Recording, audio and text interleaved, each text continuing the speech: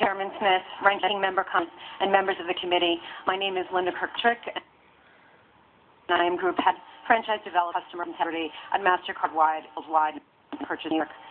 MasterCard comes to the committee on its attention to the issue of internet-based infringement, including the that went into H.R. 32/61, Stop Online Piracy Act. Greatly appreciate the opportunity to be here today and look forward to working with this critical issue.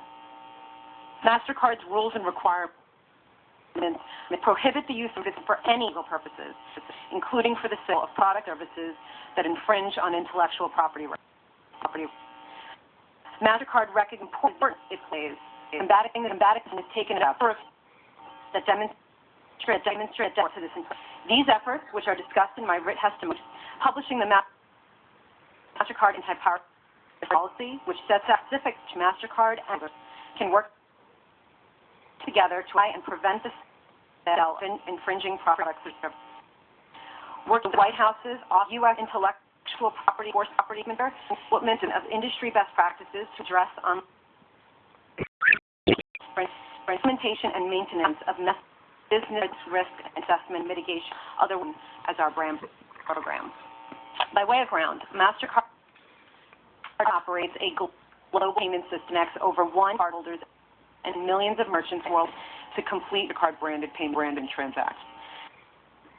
MasterCard neither processes sellers nor does it collect action payment cards. Other MasterCard financial institution customers issue card payments to card and accept the card.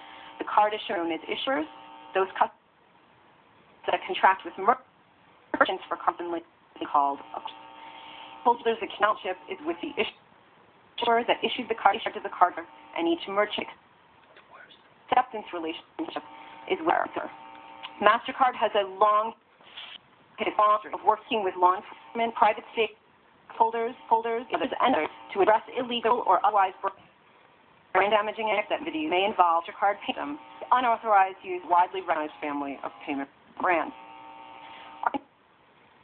Working with rights holders to prevent the card system from being used to facilitate online infringement is evidenced by our anti-piracy policy, which is publicly available on our internet site. In accordance with that policy, MasterCard has established procedures that apply when enforcement holds to mass attention evidence of alleged infringement.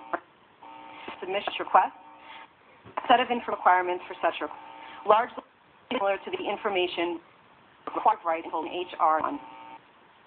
This we have implemented, developed through strong working relationships with rights holders, trade associations, and has led to the investigation of thousands of internet sites, hundreds of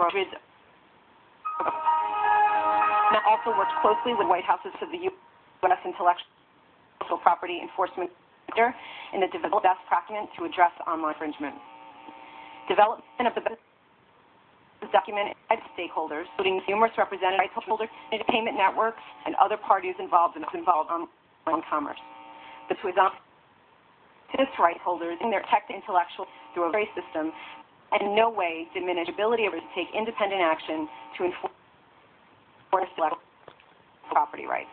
Our business assessment and mitigation program, or BRAM program, is another key component of MasterCard's corporate efforts to preserve the MasterCard payment system and protect against illegal and damaging transactions. Specifically, the BRAM program serves to restrict to the MasterCard services they pose significant fraud, regulatory, or legal risk.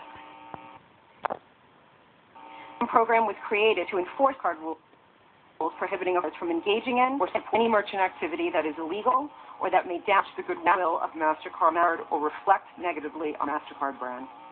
Merchant activities that infringe upon intellectual property rights of another are covered under the protocol.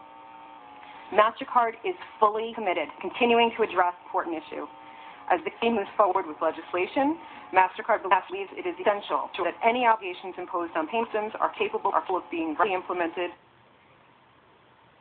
reasonable policy and that payment systems from liability when acting in accordance with the requirements. In my written we have only offered a few on the bill on those lines that we are consistent with the committee's objectives. I look forward to answering any question you may have. Thank you. Thank you, Ms. Kirkpatrick.